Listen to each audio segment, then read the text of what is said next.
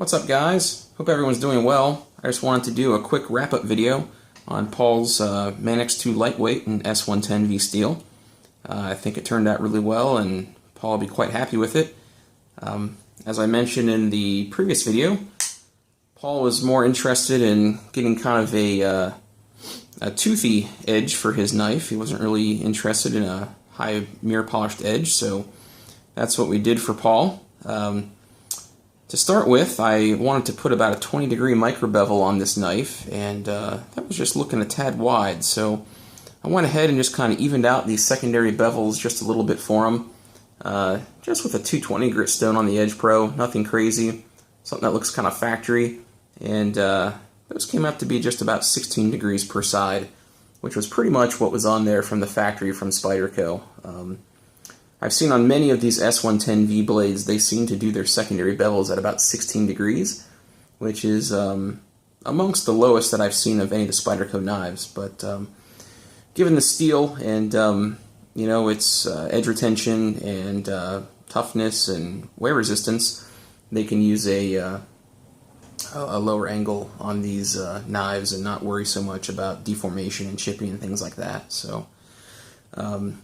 Again, just put a little 20-degree micro on this. We went with kind of more of a toothy edge. So to accomplish that, I did a 400 grit initially to set that little micro bevel, and then I went ahead and skipped my 1,000 grit stone and went straight to the 2,000 grit polishing tape to give what I kind of call a toothy polished edge, which you know, is very, very sharp, but still has just a little bit of bite into it, you know. So if you're cutting, you know, kind of flimsy materials or fibrous materials that will really, you know, perform just a little bit better for you than maybe a fully polished mirror edge. So that's what we did here for Paul, and I think he'll be quite happy with it.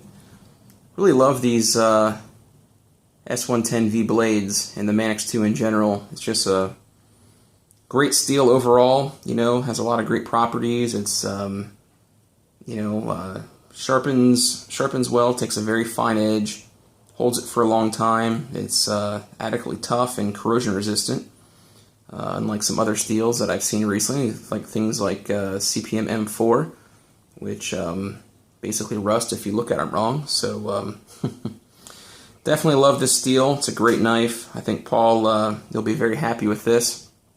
And it's ready for another couple years of work, you know. So all you have to do is just touch it up every now and then on your strops or your sharp maker, and you'll bring this back many, many times for lots and lots of use. So other than that, I just gave the knife a bit of a cleaning. I don't know if you guys can see in there or not, but knife was pretty dirty inside of there, just mostly pocket lint and things like that, but nothing crazy.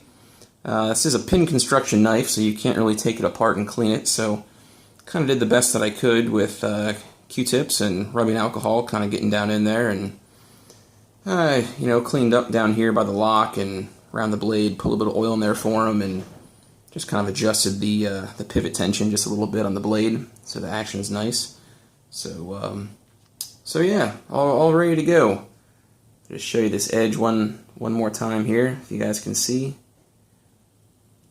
And then we'll just do a little bit of a cut test, just to show you guys this edge and what kind of sharpness this S110V can take. If my camera will focus here. I think that, yeah, oh, there we go. So, anyways, you guys get the idea. Well, let's just do a little cut test on some phone book paper here. I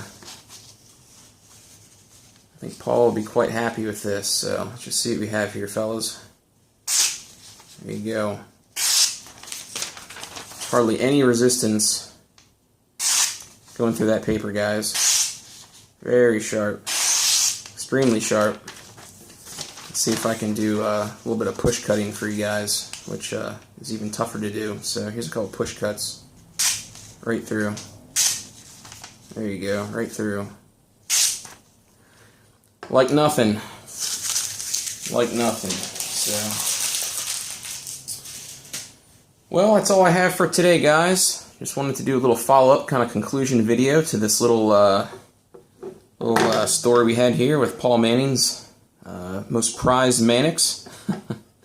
So, Paul, this knife is coming back to you today, so I think you should have it just in a couple of days. So I know you'll be glad to have it back in your pocket, and from what I hear, you've been feeling a little naked without it, so be happy to get this back to you. And thanks again for sending the knife. I appreciate it, appreciate the trust, and you know, something that I really enjoy about the knife community, guys, is you know, meeting people and making friends and helping each other out, and you know, that's really what a lot of this is about. So you know, we like the knives, but also there's a lot of really great people in the knife community, and you know, it's good that we try to help everyone out when we can. So hope everyone's having a good week, and I'll be back with you guys soon. Thanks.